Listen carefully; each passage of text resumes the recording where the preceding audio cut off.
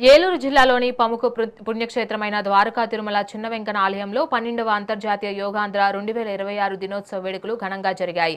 ఈ కార్యక్రమంలో ఆలయ ఈవో త్రినాథరావు పాల్గొన్నారు. నూతనంగా ప్రారంభించిన అనివేటి మండపంలో 10 మంది మాస్టర్ ట్రైనర్ల పర్యవేక్షణలో సుమారు 1000 మంది యోగా అభ్యాసకుల ఏకకాలంలో యోగాసనాలు వేశారు. యోగా చేయడం ద్వారా మానసిక ప్రశాంతతతో పాటు సంపూర్ణ ఆరోగ్యం సిద్ధిస్తుందని, ఉదయం పూట యోగాసనాలు చేయడం వల్ల రోజంతా చురుకుగా ఉల్లాసంగా ఉండవచ్చని ట్రైనర్స్ ఈ సందర్భంగా తెలిపారు.